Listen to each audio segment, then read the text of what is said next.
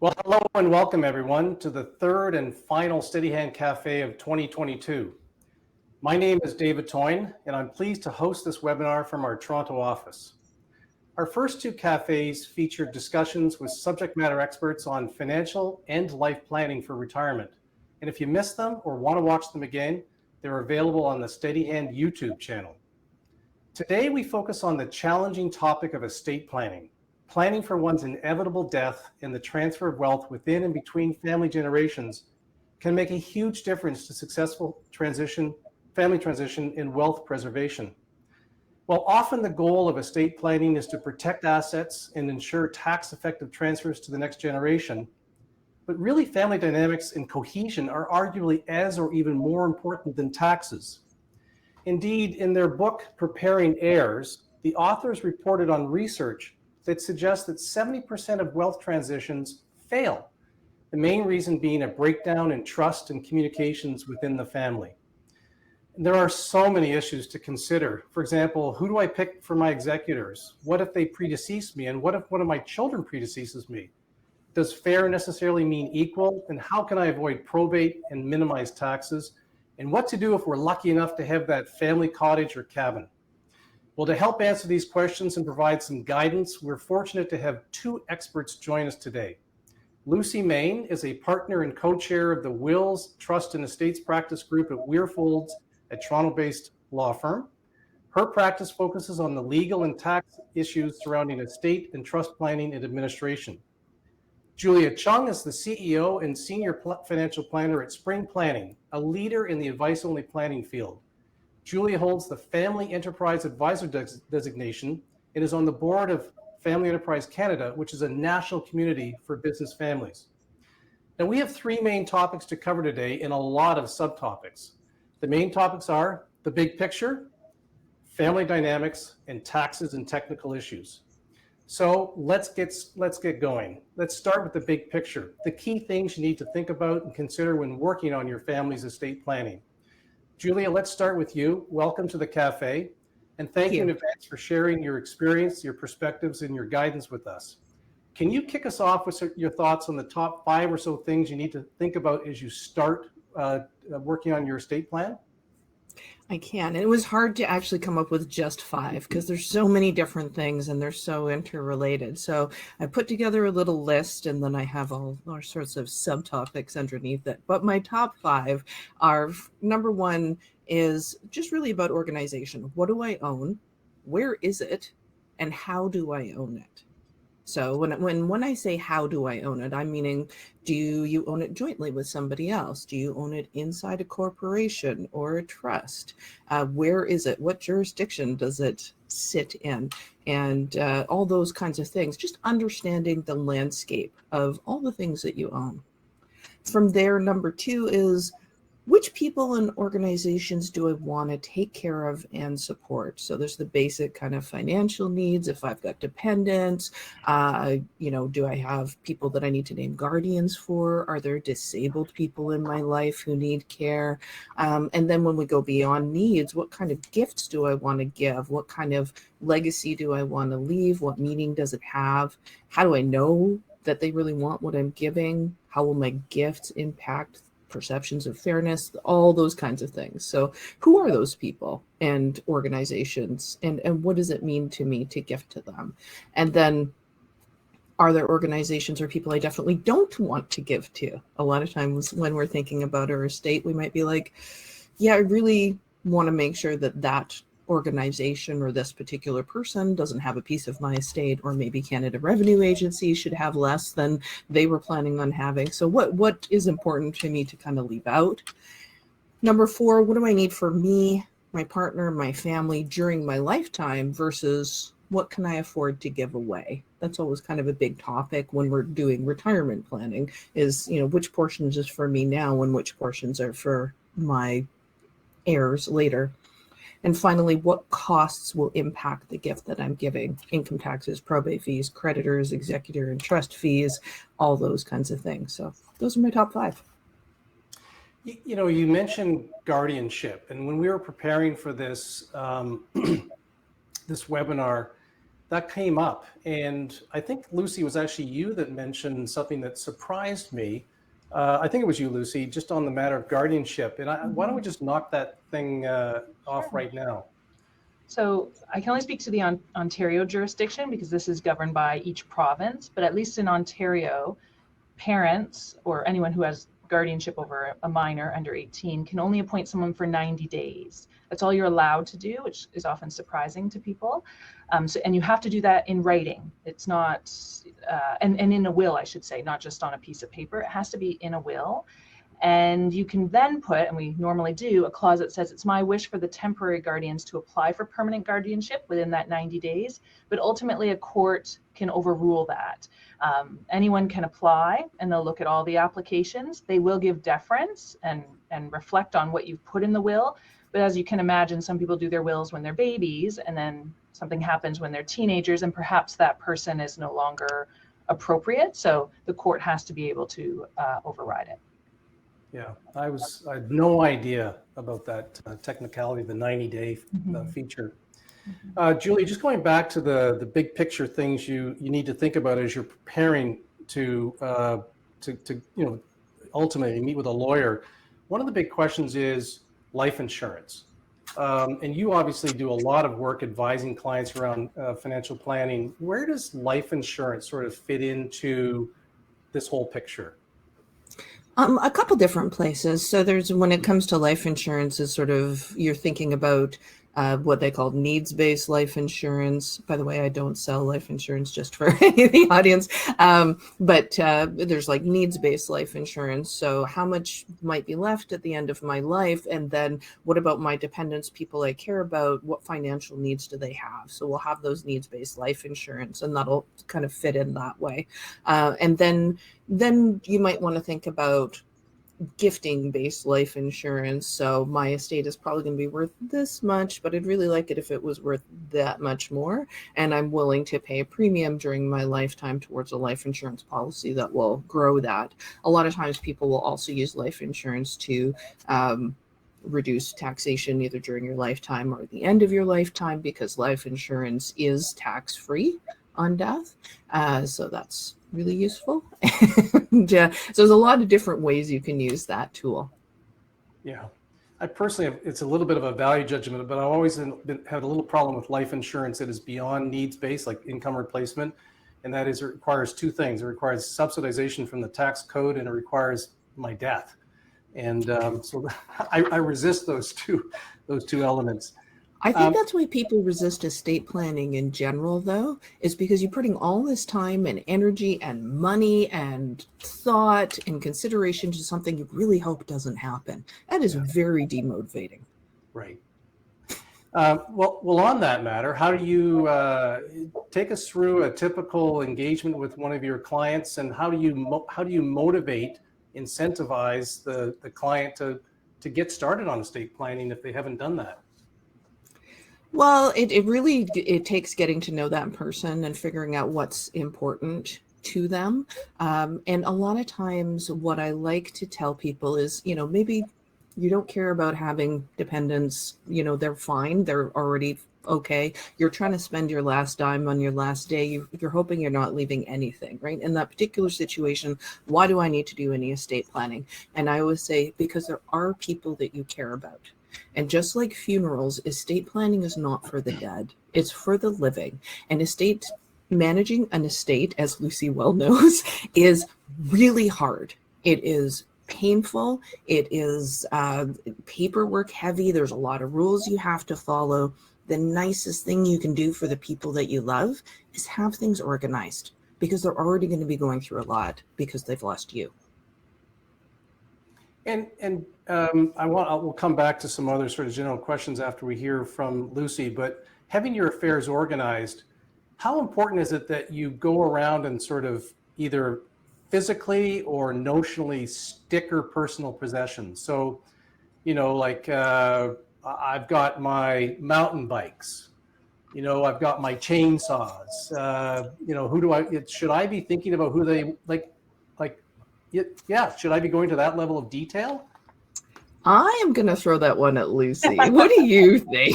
The answer is maybe, right? Maybe. So I think it in part depends on what's important to you. When we're dealing with personal effects, so the furniture, jewelry, artwork, the stuff in and around your home or homes, there's sort of a range of ways you can do it. Some people say, I leave it to my executors, decide to sell, donate, gift away, do whatever. Others are very prescribed. Wedding ring to this person, dining room set to this person, and etc.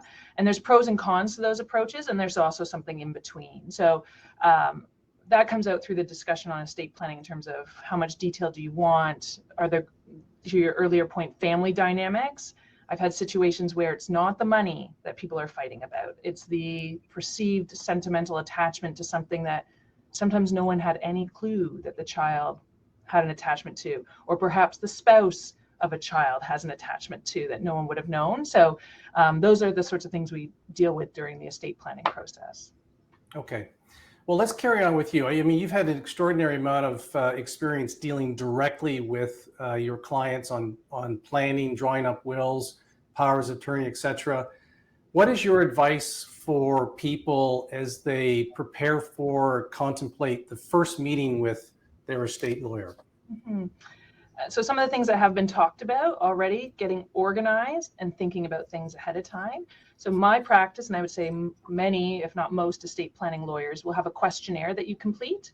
And I'm not actually fussed about the questionnaire. I'm interested in the substance. So I know some people are completely adverse to filling out a questionnaire, and that's fine. But I need to know the content. And to the earlier points, the type of assets, general value, and how you own it, because we can't gift it away if you don't own it. And so we need to know, does it flow through the estate on the first to die? Is it only on the second to die? That sort of thing. So gathering that information so that when you meet with the lawyer, they're not going through papers, they're not asking basic questions, which cost time and money, right? So best if you're organized, and you might be surprised. You may have forgotten about the life insurance policy you had on your child's life that you bought when they were born. All those sorts of things come out. And then I provide my clients, new clients, with a one-pager sort of briefing to get ready for the meeting, which will be circulated to everyone by email tomorrow, so you can sort of see it. And it's some of the topics that have already come up: executors, guardians, when children should receive money, that sort of thing. I don't send that with the hopes that people come to me and have it all set out. Like, then I can add no value. I often tell people, I'm not a scribe. I'm there to help you. If you already have a very clear idea of exactly everything you want no advice, then I'm not personally the right lawyer. I'm there to guide you through those decisions. But it does help if you've at least turned your mind to some of these ideas. And if it's a couple that you've maybe chatted about it, as opposed to the first time it's with me. So you've at least thought, like, who do you not want to benefit? Who should never look after the children? That's often a interesting point. So the more organized you can be in terms of the assets and at least having a discussion, the better you'll be prepared for that first meeting. And do you find, generally speaking, that people are well prepared, or are you a little bit more discouraged about their level of preparedness and thought that they put into this, and they're really more hoping for a bit of a prescription from you, or like, just what's the dynamic there? People are quite organized. Like, I set it out that the question, yeah. I think there's a questionnaire. Most people are. I think people are motivated also not to spend too much money, right? So the thought of being very efficient in those meetings is helpful. But most of the time, it's my job to go down all the rabbit holes. And so we, unfortunately, I'm saying, okay, what if this person's not alive? Oh, I hadn't thought of that. Or what if this person's incapable? And that's okay. Like, that's my job, is to go, like, think of all the what ifs, and to go down those deep rabbit holes. So usually leaving that first meeting, we don't have all the answers, and that's okay. It's more to have the starting point, have a framework. And I also tell clients, like, sometimes we don't, end up with 3 levels of executors. If this person's not alive or unavailable, then the next. Or we haven't thought about, if the whole family isn't alive, what happens? But often a partial plan is better than the alternative. And you can at least get that in writing and signed, and then you can always tweak it later and add to it. But sometimes people get, particularly on the guardianship, which again is, at least in Ontario, just for 90 days, they get very stuck on that. and then nothing else is in place, which I think is Right. more of a harm. And let's just be very clear about the alternative for a moment. You know, there is some statistics that suggest that, actually, a federal government study 3 years ago reported that 55% of Canadians have wills, which is good. It's more than 1 in 2, but you know, and the overwhelming majority of people aged 65 and older have wills. But for younger Canadians, it's only 20%. And, you know, like a younger Canadian could be 35 years old and have 2 or 3 children and they're on their career and all the rest of it.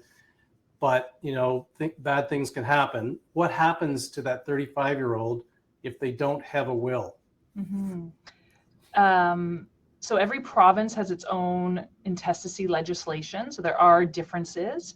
At least in Ontario, we do not, for instance, treat married and common law couples the same. So if you're common law, it's a very different intestacy regime than if you were married, even if common law for 30 years, married for 3, completely different.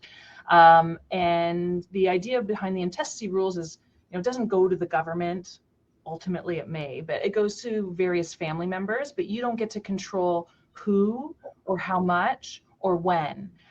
So for example, minors, at least in Ontario, would be 18. So I think most people would feel 18 is quite young for any amount of money to receive. And then it's paid into court until that time and invested by the government as opposed to who you would want to invest it.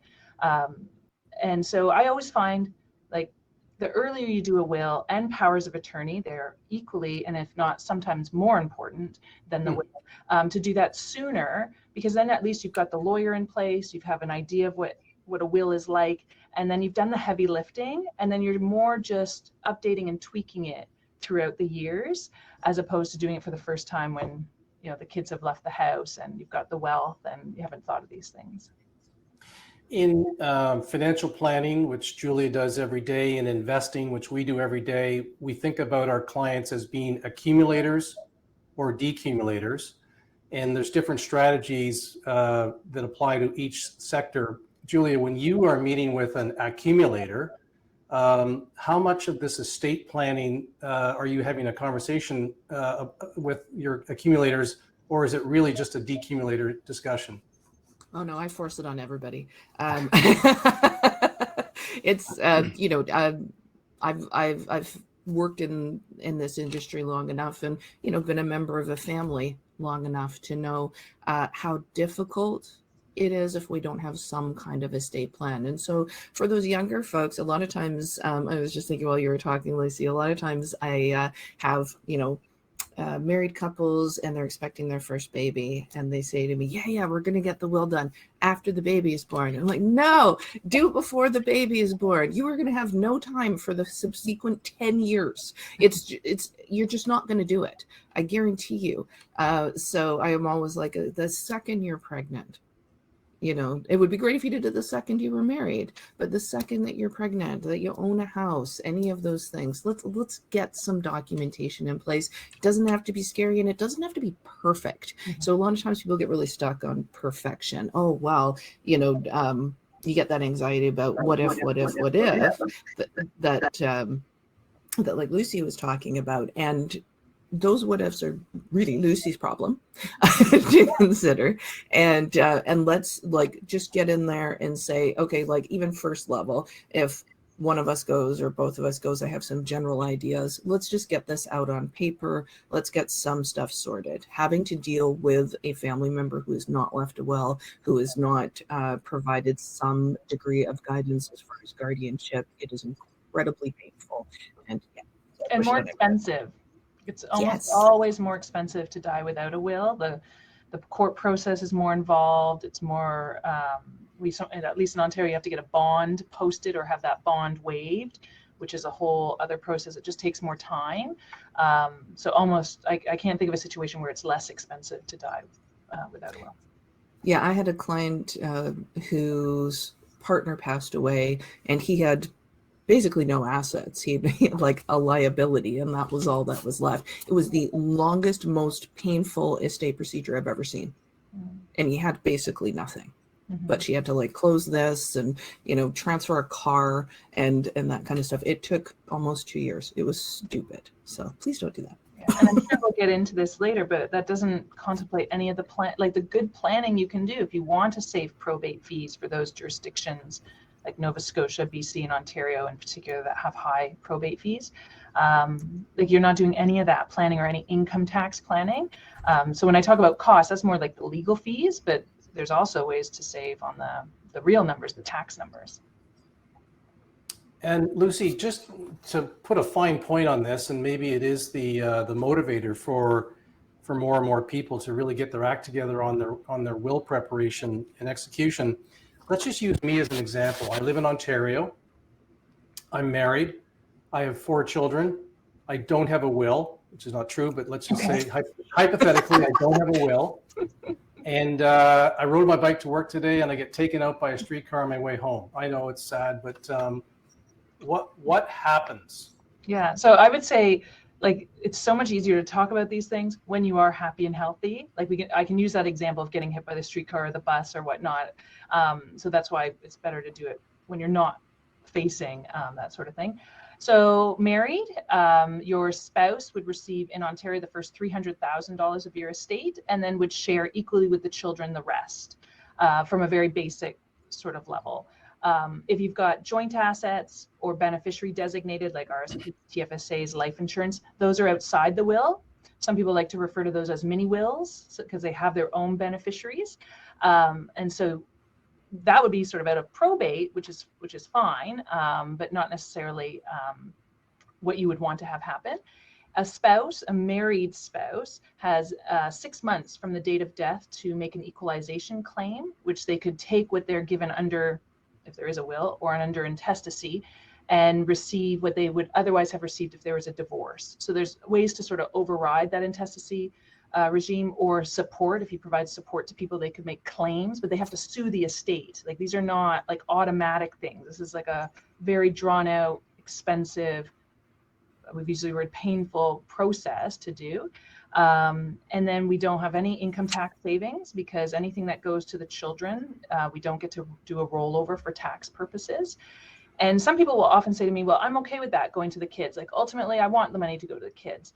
But you can have situations where, say, one spouse owns the house for all sorts of reasons, and now they're on title with some adult/minor children, and you want to mortgage the property, you want to sell the property, and you can't without them. And if they're minors, then we have the Office of the Children's Lawyer involved, and you need their permission to do anything. So that's kind of, I'd say worst case scenario, but that's what happens when you don't have the documents in place. Just a lot of lawyering up. So my wife effectively is suing my estate, which means indirectly she's suing her children. Yes, right. Yeah, and people have to get different lawyers, independent counsel. And if you make that claim, if that's what she claims to do, then she can't be the executor or the administrator because that's a conflict. And so who takes on that role? Now, sometimes everyone gets along and the children are like, of course, mom, you get the assets. And I have one of those files right now, but the children still need to get independent legal advice so they know what they're giving up, right? So that's a process, that's a cost. And they're adults. If they're minors, they can't do that. They can't consent. Okay, well, before we move on, Julie, do you have any comments on what you've seen in your practice on that? Yeah, I don't think I'd add anything additional to that. Endlessly painful. Well, and I think you made the affirmation, fist pounding on the table, don't wait until you've had the baby, get the will now. So, and I don't know if we're going to cover this later, but just like we talk about having a will in place, it has to be an up-to-date will too, right? Like I always see these numbers about the 55% who have wills, but like, are they valid?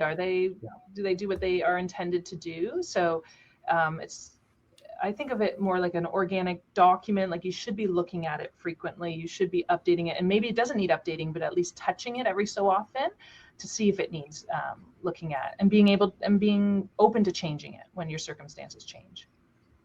Well, And to I your think that point, should be part of the financial planning process.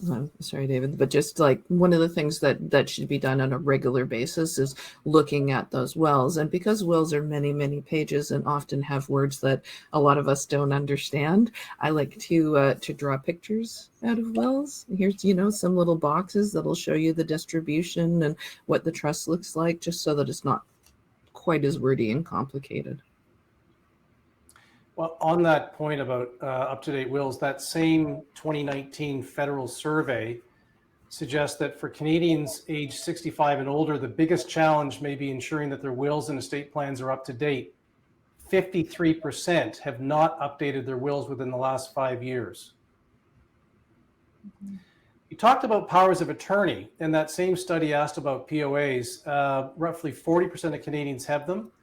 The likelihood of having a power of attorney increases with age. About 7 in 10 age 65 and older have them, versus only 19% of people aged 18 to 34. And again, 3/4 of the Canadians who report having a power of attorney have not updated them in the last 5 years. Maybe between Lucy and Julie, you could just talk a little bit about what's a power of attorney, what's it for, why is it important? Sure. Yeah, and I should say it doesn't always need to be updated. Like it does, like I've administered estates and I've dealt with POAs that are older. I will say for those in Ontario, we had a big change in the 90s with POAs. And so I'd say if it's any in the first half, at least 1990s, then that you really should be looking at them because there was a big legislative change. But so generally speaking, in most jurisdictions in Canada, there are two kinds of powers of attorney. There's the property one, or some people call finance one, and that allows the person to step into your shoes and effectively do everything and anything you can do with your assets except change your will. So they pay bills, file tax returns, make investment decisions. So it's a pretty powerful document, and sometimes we restrict it. Sometimes we'll say we have this person that deals with the company and these people that deal with the investments. Like you can play around with it a little bit, but in the simplest form, that's what it does. And in some jurisdictions, like Ontario, there's no default at law. So if you don't have a POA for property, someone has to go to court to be appointed your guardian. And that is a long and expensive process. And they have to put a management plan together, show how they're going to look after your funds, all that sort of thing. Whereas you could just have a 1 or 2, 3-page document, that's your power of attorney. So that is really important, particularly for those in jurisdictions that don't have a default. And then the other document is the power of attorney for personal care. So nothing to do with money, deals with healthcare, welfare, consent to medical treatment, end of life decisions. And that comes into effect when you can't make decisions for yourself. And some people have the same people in those roles, some people don't. That's a whole separate sort of discussion. But at least in Ontario, we do have a backup for that. So if someone hasn't made a power of attorney for personal care, our legislation, the Substitute Decisions Act, does have an ordering of who can make those decisions, which may or may not be who you would want. But at least there is a backup in that case. And I would say I've run into situations where people have said, oh, well, I'm this old, which is far too young to have, power of attorney for legal healthcare, or some provinces called representative for health, those sorts of things. And I just want to say there's no too young for this. We can get brain injuries at any age. I had a client who got a brain injury at the age of 37 and definitely needed a power of attorney and did not have one. So it was that long drawn out process where his family had to apply for committeeship, I think it was called, in order to help make those decisions for him financially and act on his behalf in the legal case. Like, it's a lot. It's so easy to have this document created. Mm-hmm. And so some parents I find who have sort of children in the university and a bit older age, like say that 20s, we'll do the wills and everything for them, and then we just do the POAs for the children. So at least they have those documents in place. And once they, I deal with lawyers all day, every day. So I'm used to them, but I can appreciate that not many people deal with lawyers. Maybe when you buy a house, that's when you've dealt with them. So getting people comfortable dealing with professionals, because when you deal with an estate, you're dealing with a lot of professionals. That's not too early to ever do, to get them comfortable with someone. And if it is the person who's done the parents' wills, then they know who to call.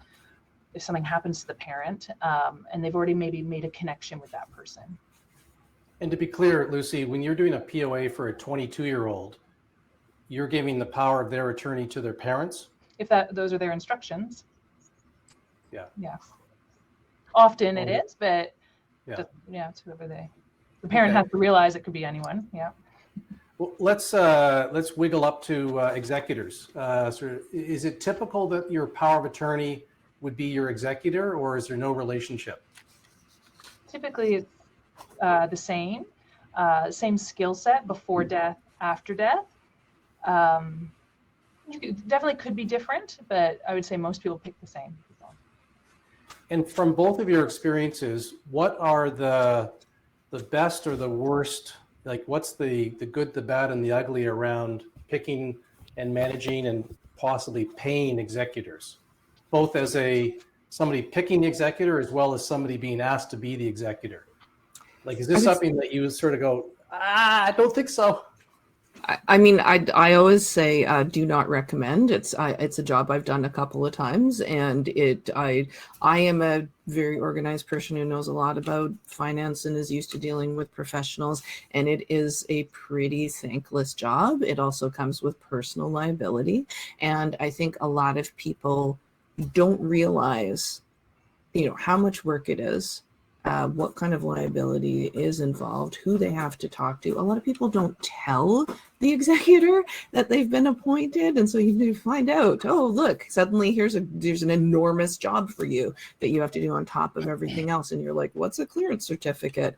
And where's like the people who are going to tell me how to do this? And all of that is really missing for most people. So I would say if you're looking to appoint an executor, talk to them about it, talk to your lawyer and say, what does the job actually look like? And get an idea of who might be good at this, what's involved in it, and do they actually want a job like that? It is reasonable to assign that to somebody who's already got a full-time job and 3 kids and that kind of thing. Because I've seen that a lot where it's like, oh, well, my daughter's an accountant. And I'm like, yeah.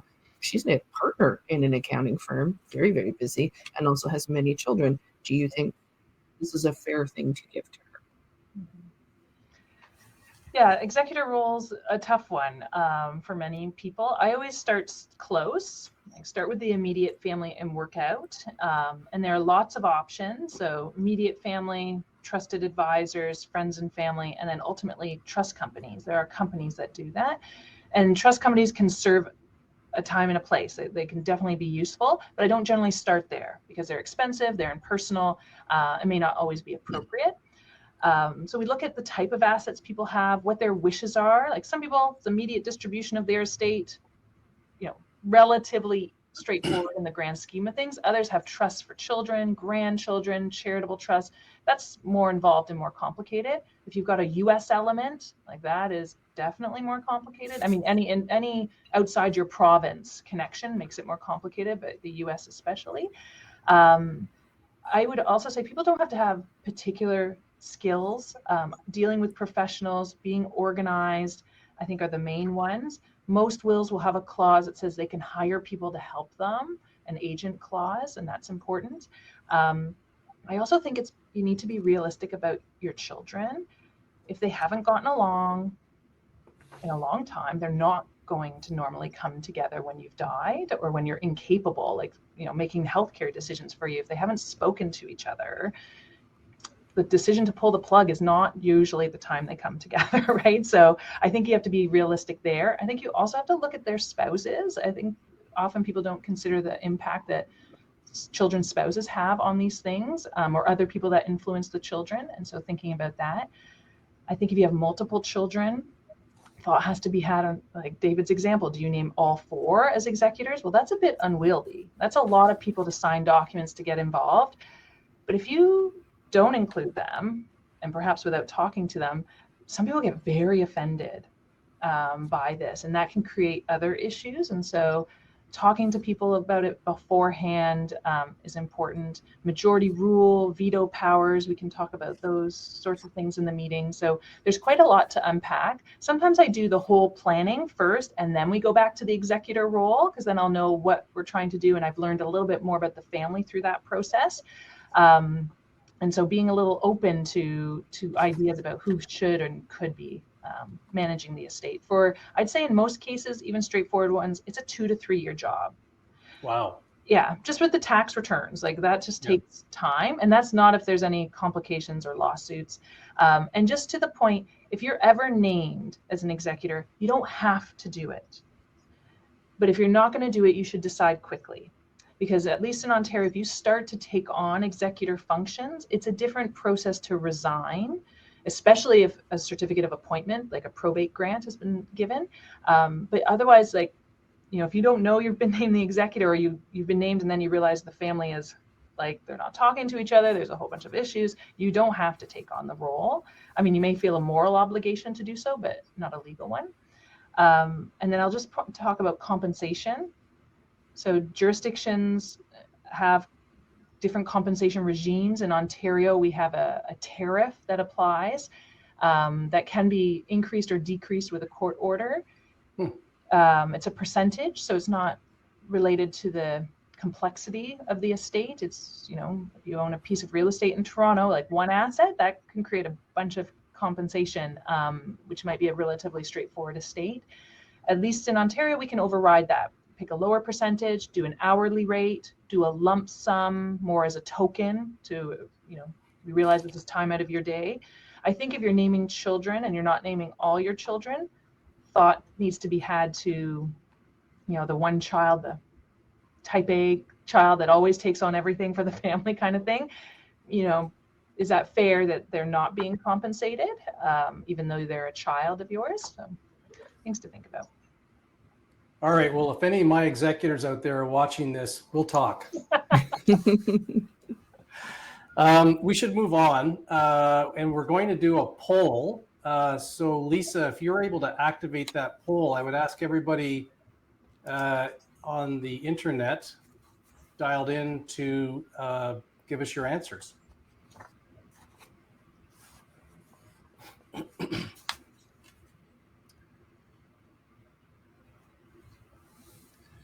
I don't have visibility into whether the polls come up. I've seen it come up, and it says, do you feel that your estate plan is up to date, and are you comfortable with the plan? And are you seeing the? Now mine's just come up now. Yeah, we're getting live responses. Do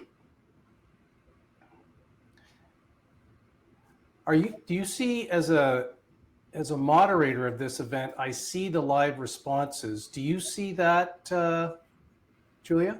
Yeah. Okay. Yeah, and how it's changing. I'm not sure if people are changing their mind. I think that just more people are answering, I think. Yeah, maybe that's yeah. But so far it seems almost half and half. It does. Yeah.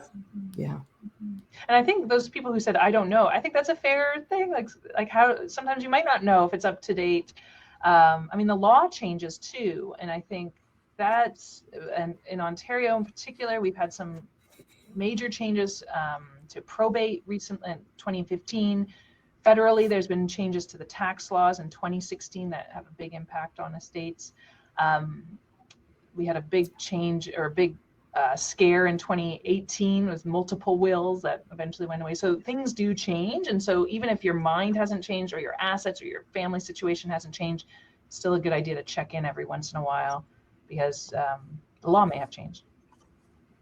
Well, if everybody can't see the answers, it is 49% are comfortable that your estate plan is up to date and you're comfortable with the plan. 46% are not, and 5% don't know. And to your point, Lucy, more people started saying, I don't know, when you started qualifying that. Convinced you. So that was great. Well, we should transition to the next topic. We're a little bit behind, so we'll speed it up a little bit. Family dynamics. So, you know, how do we protect inheritances from marriage breakdowns? How do we handle the proverbial family cottage or cabin? When fair isn't necessarily the same thing as equal. We've sort of touched on that. And Julia, why don't we get you to kick it off with your perspectives on dealing with clients and how they work through and how you work through with them the social emotional elements and considerations in these family issues. Well, one of the things that I definitely would say is that this is the time when people are grieving, whether they're grieving because you're incapable, because you don't have to have passed on for people to grieve you, or you have passed on. That is the worst time to assume, as Lucy said, everybody's just going to come together and suddenly start getting along. I always say, when I hang out with people that I haven't seen since I was a child, suddenly I'm a child again, and I'm relating with them on that level. Now, if you imagine, David, your family, say you and your wife are gone, we have 4 children who may be adults, but they lived together as children. That was their primary relationship, and they were used to having adults kind of helping them navigate this. And this often happens in adult families as well, where our parents are still helping us navigate and relate to each other and just stay together. And, I'd always say, imagine a 3-year-old and a 5-year-old, and somebody just took somebody else's toy, or someone has just not had a nap. How are they doing with each other? Probably not great. And so I think we need to be realistic about that is the mess that we could be leaving behind. So we could have done everything just so by the book. We've got a beautiful will that's gorgeously written. We've got all our beneficiaries. This is great. What we didn't contemplate is how the family is going to be after this experience. And so communication, which is already hard in lots of families, is kind of the key thing here. Have we had a conversation with the people involved, the executors, the heirs? Did we tell them why we're doing this way? Did we ask them if they wanted the thing? I'm going to leave the family cottage to all 4 children, and you guys have a great time figuring out how you're going to own it together. All of those things create such strife. And now that, say parents are gone, the kids don't have this opportunity to look to someone else to settle the dispute. And all the things that we're upset about, like, I stole my brother's teddy bear when I was 18 months old, and I hear about it all the time. And, that comes up when somebody passes away. And there's just, the estates tend to be less about those technical aspects in reality when we're thinking about estates planning that fails, and more about those emotional aspects. And this kind of stuff takes families that are just barely holding together, or maybe even holding together well, and really rips them apart. And you think about the legacy that you're leaving in your estate. Is that what you're leaving? And it is, if you haven't had really good conversations. Lucy, you could go on and on about the social emotional elements too, and I'm happy for you to weigh in with your experience. But it would be great also to hear from you some of the legal implications of really bad family dynamic planning. Yeah, so 2 big topics that often come up in this sort of area, indeed the family cottage or cabin, or where they grew up, spent every holiday, very strong emotional ties. Those are kind of the bane of my existence. Like everyone wants to keep them in the family forever and ever. Don't always appreciate the big income tax hit that often comes with them. And often the children, or some of the children, don't have the resources to keep up the property like the parents did, or other family members. And there are a variety of ways to deal with that. I think, to your point earlier, like a conversation, some families do that, have a conversation, but also situations change, right? And so some wills are very prescriptive. I've had wills that say you must sell, like we're not gonna, like, I don't see you ever being able to resolve this. Others will give a certain child a right of first refusal. Some give a period of time to the family to figure things out. So there's different ways of doing it. And so you have to sort of work through those. So I would say a lot of discussions about cottages. The other thing that often comes up in this space is, I want the money to be for my children and not my children's or child's other family, like spouse and their family, not their other family. That doesn't sound quite right.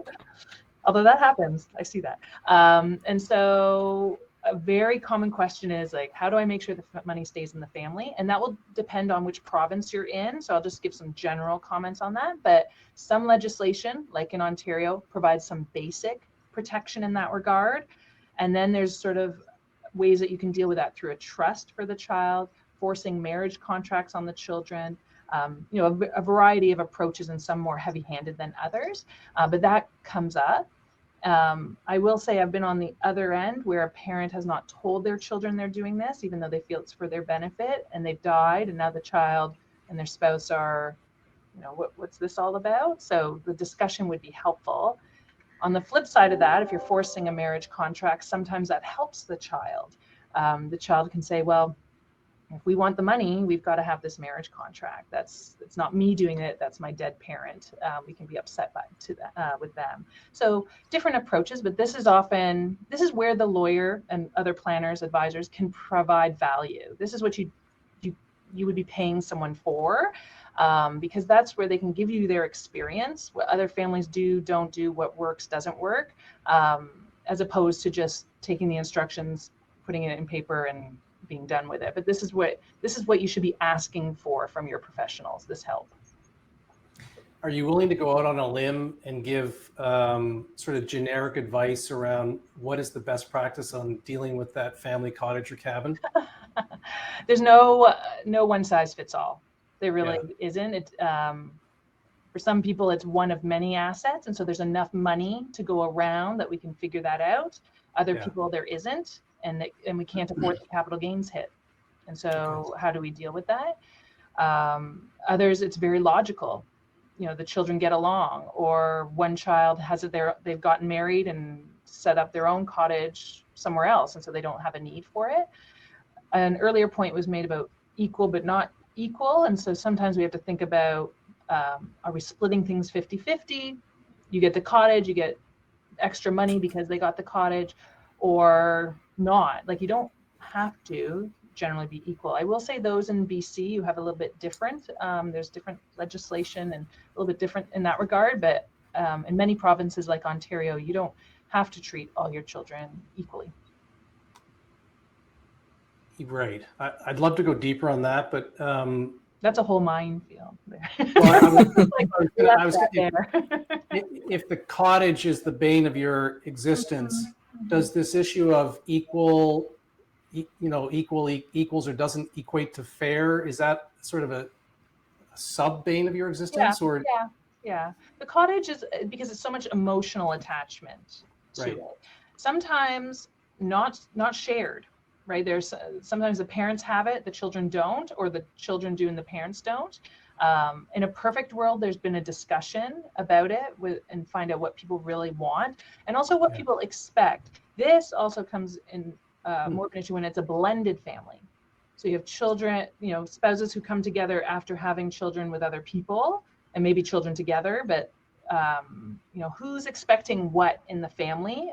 Is there a general understanding? When my mom dies, the money's coming to me as opposed to her new husband.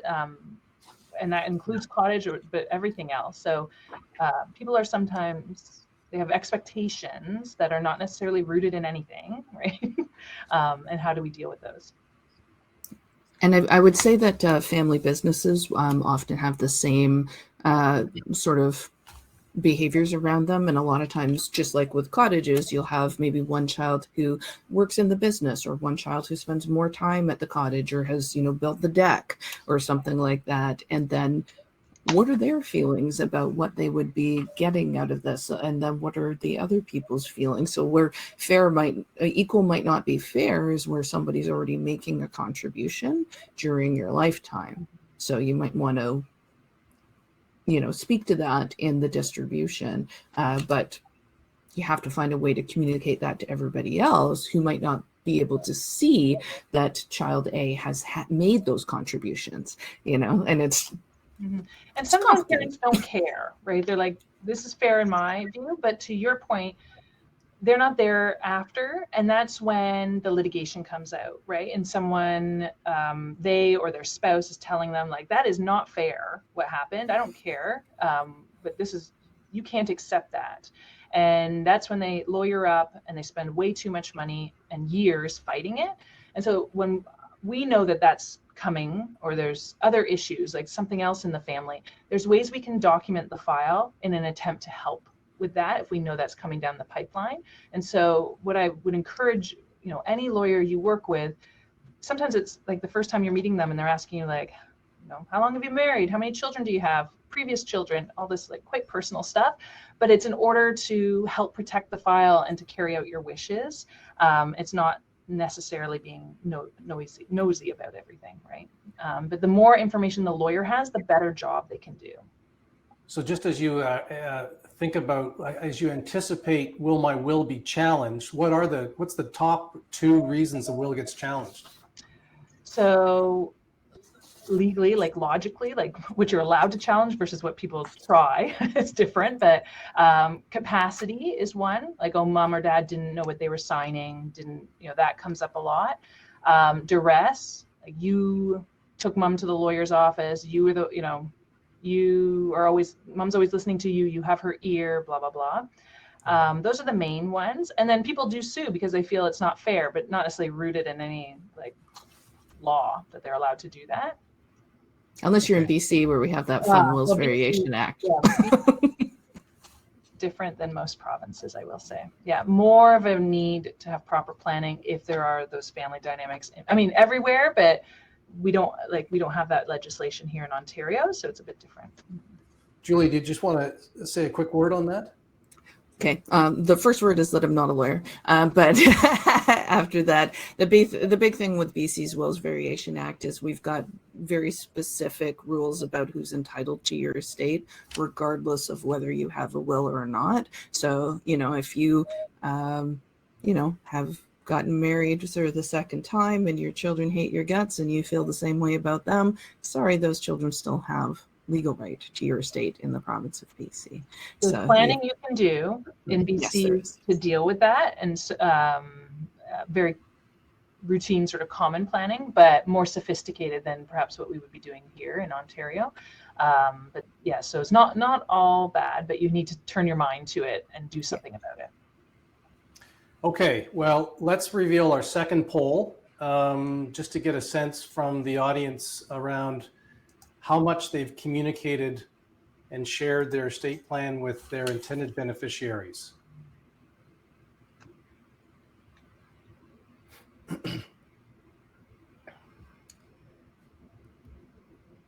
Julie, you're my eyes on this. Do you see that poll come up? Yeah, it's up. It says, have you shared with your intended beneficiaries? Oh, and we're getting answers. Thank you. Oh, it looks like it's coming out similar to the last poll, kind of 50-50. What we should be asking next is, and do you intend to share now? You may not have yet, but do you plan to? Well, I actually say it's a delicate thing about sharing and sometimes I'll talk to clients about this, like they want to share some but not all. Like some people like to keep their financial information quite private, especially for children who may have no idea what kind of wealth that they have. That's understood. Also, if you ever want to change your will, does that create an expectation, an issue if you've told them that they're going to be receiving something? So it doesn't necessarily mean like taking off the kimono, kind of like laying it all out there. There might be sharing some information and not everything. When Jill and I redid our wills, and I'm a little embarrassed to say it's probably 4 years ago, but we sat the kids down at Christmas because we had them all together. And 4 years ago, you could get into a room together? Is that? You've had we laid out the structure of the will and what was going to happen and all the rest of it. What if only one of us died and the two of us died, et cetera, et cetera. And then even though my dad had already shared his will with my brother and I took our will to my dad and just gave him a sense of also what was going to happen if we predeceased him. Mm-hmm. And I think that's a good hack. If you have living parents and they haven't shared their will with you, maybe you start the conversation by sharing your own will with them in just broad general terms, and to create a conversation around that. So, and there Such are a good idea. reasons, like legally or practically, to be connected too. Like if something were to happen to you and him, maybe Right. the children are receiving funds from both estates, Right. and maybe more thought to be, oh, we don't want them to get it all at 25 then. Like maybe we should have an older age or that kind of thing. So there's some good reasons to share that information. And that absolutely happened in my family. My mom passed away, and then she inherited from her aunt's estate. And so that it first went from her aunt to her estate, and then to me and my brother. And they hadn't talked to each other because mom had no idea that her aunt was going to leave her anything in her estate. And so we were all sort of, this is happening now. It's a nice windfall. It's okay. But sometimes if you knew they were getting a ton of money at 18, you might say, oh, like, maybe that would have worked a while ago, but now you have more money. Maybe we should all be bumping the ages up, that kind of thing. I would have recommended that in that situation because I was 19 and I was not smart. Yeah. I mean, not most of us can't handle that at that age, right? Maybe our next poll should we keep going past the hour? Because there's so much to cover here. Moving on to the last topic, taxes and sort of technical. No conversation around estate planning would be complete without that debate around how do I avoid probate? How do I minimize taxes? Lucy, are you prepared to kick us off with some thoughts here? 5 minutes, a very high level. So not all provinces have probate fees. The main ones will be Nova Scotia, Ontario, and BC. Ontario being 1.5%, for example. And that's based on fair market value of the assets, not the growth like you're used to for capital gains. Some people get very exercised about probate fees to their detriment. They spend a lot of money perhaps trying to avoid it, or they do incomplete or not fully informed planning, i.e. adding children to bank accounts, investment accounts. Most of the time that does not work, or creates income tax issues right away. And it's unfortunate there's a lot of misinformation out there, or you go to the bank, and to be fair to them, they don't know the law on these issues. So there's lots of great probate fee planning opportunities, but they have to be done fully and properly in order to work. And they're not always, some people, everyone has a different threshold. I'll tell someone we can save you 20 grand and they're all for it. Others I can say, I'll save you 200 grand, not interested. So everyone has sort of a different threshold. And then other people don't like any complexity, right? And some of these options or vehicles we can use to avoid probate are more complex and require annual compliance. And so they're worth discussing, but it doesn't mean you have to do them. And on the income tax side, there are some planning opportunities, I would say more limited, but having an idea of what that tax will look like when you die, or if there's a couple on the second to die, it's just helpful to know that and to plan for that, because often people don't totally appreciate, we don't have a death tax in Canada, but we do have a deemed disposition of your assets on death, and you're forced to realize that capital gain. So it can be quite significant for some people. And, we were talking about life insurance earlier. That's a big place where that often comes in is, where we've calculated, like, we think the deemed disposition on your cottage being a big one, or, your company shares is probably going to look like this. Let's buy a life insurance policy that's going to pay that bill when it comes so that, this asset can go intact to my heirs. And like RSPs or RIFs, if you name a beneficiary, generally speaking, they receive, say it's $1 million, they receive the $1 million. But the $500,000 in tax comes out of your estate. And for most people, that's fine because they've named the same people as beneficiaries, but not always. And so you could have an inadvertent mismatching of the tax liability with the asset. The other bucket of tax that people don't want to think about is U.S. estate tax. So if you have a U.S. connection, you're a U.S. citizen, even though you live here, your children are, you have U.S. situs assets like shares in Google or, some other U.S. company, or you have the Arizona property or the Florida property personally owned, you have to be aware of that. And the unfortunate thing with the U.S. estate tax is, and I'm not a U.S. lawyer, but deal with it enough to have a general understanding, it changes all the time.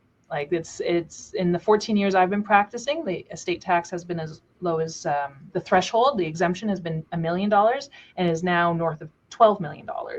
And it's set to go down in 2026 by about half of that. So it's constantly moving. And so if you have a US connection, you have to just be you have to be more aware of that potential tax. And your entitlement to that exemption is based upon your citizenship. So you get the full exemption if you're a US citizen, but you only get a partial exemption if you're a non-US citizen, and special exemptions for Canadians. US tax is very complicated. Yeah. And we get some credit with Canada, but not totally. So and some states have their own estate and inheritance taxes. So if it is, a property that you own somewhere, do they have a state tax as well? Anyways, it's a lot. That opens up a whole other discussion. But when I think of the buckets of tax, it's probate or estate administration tax, whatever your province calls it, income tax, federal and provincial, and then foreign. But for most of us, that's US is the most relevant. And Julia, how much time do you spend, talking with your clients about this issue of estate planning tax? Like, is it a big deal? And is it a big deal in their minds, but not that big a deal in the practice, or do they reconcile? I mean, as always, my answer is that depends. But I will regardless always be looking at, what kind of taxes, probate fees, et cetera, do I see? What do I know about what you want to give? What are the impacts of those things? And then let's talk about that, because people are concerned when they know it's a concern, and they're not concerned when they know it's not a concern. So let's figure out what the right thing is for you, and then figure out if we need to manage it. I think people tend to get really worried about probate fees, as Lucy said. Really, really worried. And a lot of times that's what I'm coming back and saying is, yes, it's 1.4% in BC or 1.5% in Ontario. And that sucks. It's 20 grand or whatever. But your tax bill is $300,000. So let's talk about that one a little bit more. Yeah. And there are simple ways, at least in Ontario, to avoid probate. And then there's the more complicated ways. So there's some free, easy things we can do that we might turn our minds to. But a lot of the more complex stuff, or not even complex, making joint, there are other consequences to doing that. Sometimes income tax, marital creditor issues. So they shouldn't be done lightly. But everyone has sort of a different threshold. And my view on it is I give you the information so that you can make an informed decision. There's no right or wrong way to do things. There's just more efficient and less efficient. And on the probate side, it's not, at least in Ontario, or I should say even more so Toronto, not to be Toronto centric, but where you have a very slow probate process in Toronto. And so what it means is we can't sell the house until we get probate. And until that time, we're paying insurance and property tax and that sort of thing. So it's not always just the 1.4, 1.5%. It's also the cost to administer the estate until we can actually dispose of the asset. Well, we've covered a ton of ground today, and I think we really should wrap it up, even though we still have a lot of people engaged. So I wish there was more time to go into this. But a big thanks to both of you, Julie and Lucy, for steering us through the maze of estate planning. As I said, we just really got started. And we hope to everybody that dialed in today that you found today's cafe helpful as you think about updating your own wills, your own estate planning, and having, frankly, those family discussions, which we all know are so important. It is important for us to hear from you, so please take a moment to complete the survey that will appear as you exit the webinar. And we'd love to hear your thoughts on topics for our cafe series in 2023. It's been a great success in 2022, and we're looking forward to next year. Again, Lucy and Julia, thank you for your preparation today. Thank you to everyone who attended. Tomorrow, you're going to receive an email from us with a link to the webinar on YouTube. Please feel free to share that with anybody that you feel might benefit. And I hope everyone enjoys the rest of your day, and bye for now. Thank you. Thank you. Bye.